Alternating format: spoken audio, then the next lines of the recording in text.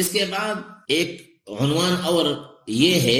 کہ جمع و تدوین قرآن کریم کے مراحل. پہلے ہم بتا چکے کہ سید الکائنات محمد رسول اللہ صلی اللہ علیہ وسلم پر قرآن کریم نازل ہوئی. جو حصہ نازل ہوتا گیا وہ یاد کرتے رہے اور اصحاب رسول بھی اس کو یاد کرتے رہے اور اس کو ساتھ لکھتے بھی گئے. تو جو زبان یاد کرنا ہے اس کو حفاظت کا ہم نے عنوان دیا صدری، دوسرا دیا کتابی. تو رسول اللہ صلی اللہ علیہ وسلم کے دور مبارک میں قرآن کریم کا جو حفاظت ہے، جمع تدوین ہے، وہ اس کا ایک یہ صورت تھا کہ زبان یاد کیا جائے اور دوسرا ایک اس کو لکھا جائے. اب لکھنے میں وہاں پہ ہم نے وضاحت کی تھی کہ جو لکھا گیا تھا تو رسول اللہ صلی اللہ علیہ وسلم کے زمانے میں کاغذ پیپر اس کثرت سے وافر مقدار میں موجود نہ تھا. اس وجہ سے رسول اللہ صلی اللہ علیہ وسلم کے زمانے مبارک میں قرآن کریم کو لکھنے کے لیے مختلف اجزاء کو شامل استعمال کیا گیا، جیسے کہ پتے، پتھر، کال اور ہڈی،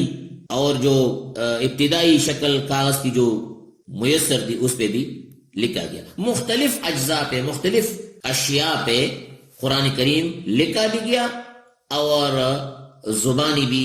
حفظ ہوئی. قرآن کریم کا پہلا حافظ سید الکائنات محمد رسول اللہ صلی اللہ علیہ وسلم خود ہے. رسول اللہ صلی اللہ علیہ وسلم ہی پر نازل ہوئی اور رسول اللہ صلی اللہ علیہ وسلم ہی کو اس بات کا باور کرایا گیا کہ ان علینا جمع و قرآن فَإِذَا قَرَأْنَاهُ فَاتَّبِعْ قُرْآنَهُ. تو پہلے رسول اللہ صلی اللہ علیہ وسلم کے سینے میں جتنا حصہ رکھتا وہی کا وہی محفوظ ہوتا. اب جو وہی مزید نازل ہوتی وضاحت یہ دی جاتی رسول اللہ صلی اللہ علیہ وسلم کو کہ یہ آیت فلاں فلاں آیت کے درمیان رکھ دیجیے. اس وجہ سے قرآن کریم جو ہمارے ہاتھوں میں ہے یہ طریقہ اسی شکل میں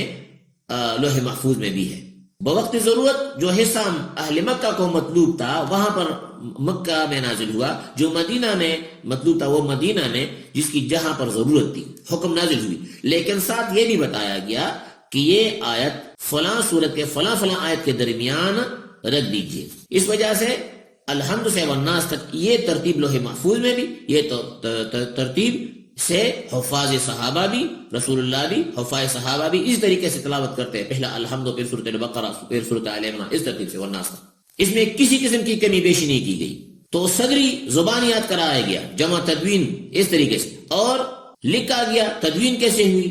تو مختلف اشیاء پہ لکھا گیا. یہ دور نبوی میں، عہد نبوی میں صلی اللہ علیہ وسلم میں جمع تدوین اس طریقے سے کی گئی، زبانی، صدری اور ساتھ کتابی. کتابی میں کیا کون سا طریقہ کہ مختلف اشیاء پہ لکھا گیا. اب سید الکائنات محمد رسول اللہ صلی اللہ علیہ وسلم جب دنیا سے تشریف لے گئے تو خلیفہ اول ابو بکر صدیق رضی اللہ عنہ کے سامنے یہ مسئلہ پیش آیا کہ قراء و حفاظ کی اکثریت جب مختلف غزوات میں ان کی شہادتیں ہوئی تو ضرورت اس بات کی تھی کہ قرآن کریم کا حصہ ضائع نہ ہو، لہذا جتنا حصہ جس کے پاس ہے ان اصحاب کو بھی اکٹھا کیا گیا، ایک صحابی رسول کی ڈیوٹی لگائی گئی اور یہ کام ایک کمیٹی کو سپرد کیا گیا کہ ملک شام سے جو کاغذ پیپر وافر مقدار میں ملا ہے پورے کے پورے قرآن کریم کو مختلف اشیاء سے اٹھا کے اس کو قرآن کریم کاغذ پہ لایا جائے. تو عہد صدیقی میں جمع و تدوین قرآن کیسے ہوئی؟ وہ ایسے ہوئی کہ پورے قرآن کریم کو مختلف اشیاء میں جو عہد نبوی میں مختلف اشیاء پہ لکھا گیا تھا اس کو ادھر سے اٹھا کے کاغذ پر لایا گیا. عہد صدیقی میں جمع تدوین قرآن میں کون سا طریقہ استعمال کیا گیا؟ کوئی کمی بیشی نہیں ہوئی. جتنا قرآن کریم نازل ہوا تھا وہ پورا کا پورا کاغذ پہ لایا گیا. اب جو آیت رسول اللہ صلی اللہ علیہ وسلم پہ نازل ہوئی مختلف قبائل اپنے انداز سے اس کی تلاوت کرتے تھے. قرآن کریم نازل ہوا ہے علی 7 احرف، 7 قراءتوں کے ساتھ، ساتوں قراءتیں کاغذ پر منتقل کی گئی. مسئلہ آسان کیا گیا امت کے لیے کہ اب مختلف اشیاء کی جگہ بجائے کاغذ ہی پر اکتفا کیا گیا. اب میں نے پہلے عرض کی کہ علی 7 احرف 7 قراءتوں میں نازل ہوئی تھی. اس وجہ سے جب اسلام خوب پھیلا سیدنا فاروق اعظم کے زمانے میں اور اسلام عرب سے نکل کے عجم میں پہنچا تو وہاں کے عجم لوگ قرآن کریم کی تلاوت میں چونکہ عربی نہیں تھے لہذا دقت محسوس کرتے تھے. یہ بات وقت کے ساتھ ساتھ سیدنا عثمان رضی اللہ عنہ کے دور خلافت میں یہ شکایت دربار خلافت میں پہنچی کہ اسلام جتنا آگے پھیل چکا ہے وہاں پر 7 قرأتوں میں پڑھنے والے جو قراء ہے وہ قرآن سکھاتے وقت ایک قاری تلفظ ایک انداز میں ان 7 قراءتوں میں سے ایک قراءت میں پڑھاتا ہے جبکہ دوسرا قاری دوسرے قراءت میں پڑھاتا ہے۔ مسئلہ یہ بن جاتا ہے کہ عجم تشویش میں پڑ جاتے ہیں کہ اس لفظ کا تلفظ ہم کیسے کریں۔ جیسے کہ مثال دیتا ہوں کہ وہاں پر کچھ ایک قبیلہ تھا کشکشا قبیلہ ایسا تھا کہ وہ لکھتے کاف تھے لیکن کاف کے ساتھ شین کا اضافہ سے پڑھتے تھے، تلفظ میں شین کا اولئکش، اس لیے اس کاف کے ساتھ شین کا اضافہ ان کا قبائلی انداز تھا۔ اس طریقے سے ایک قبیلہ تھا، اس کو قبیلے کسکسا اس لیے بولتے تھے کہ وہ کاف لکھتے تو تھے لیکن پروننسیشن میں تلفظ میں سین کا اضافہ کرتے، اولئکس، تو ان کو کسکسا کہا جاتا تھا۔ عثمان بن عفان نے اختلاف قراءات، اختلاف لہجات کو مد نظر رکھ کر امت کو اختلاف سے نکال دیا اور حکم دیا کہ قرآن کریم علی 7 احرف جو نازل ہوئی ہے اس میں ایک قراءت، وہ تو سید الکائنات کا لہجہ بھی ہے، قریش کا لہجہ ہے، اسی قریش کے لہجے کو ہر قاری کو پابند کیا جائے کہ وہ لہجہ قریش میں قرآن کریم پڑھا سکھائیں، تو اس طریقے سے یہ اختلاف ختم ہو جائے گا۔ باقی اہل علم ہے وہ ساتوں کے ساتوں جو علم رکھتے ہیں علم التجوید کا وہ پڑھ سکتے ہیں، لیکن عام لوگوں کے لیے وہی لہجہ جو سید الکائنات کا لہجہ تھا، جو قریش کا لہجہ تھا، جو معروف لہجہ تھا، جو فصیح لہجہ تھا، جس میں ہم جیسا پڑھتے ہیں، الحمد سے والناس تک جو ہم پڑھتے ہیں، یہ انداز، یہ طرز، یہ قرات عاصم جو جہاں پر مشہور ہے، یہ قریشی لہجہ میں، اور یہ عثمان رضی اللہ عنہ نے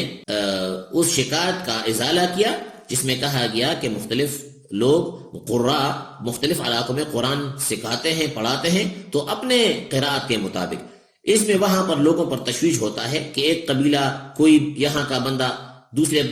قبیلے سے ملے تو کہتے ہیں یہ لفظ ایسا ہے، وہ کہتے ہیں نہیں یہ تو ایسا ہے، ہمیں تو قاری صاحب نے ایسا پڑھایا ہے، تو کہتے ہیں کہ نہیں قاری صاحب نے تو ہمیں ایسا پڑھایا ہے۔ یہ شکایت جب آگے گئی دربار خلافت میں تو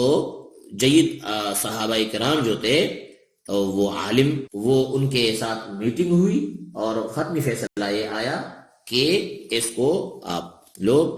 یہ ایک ہی لہجے قریش پہ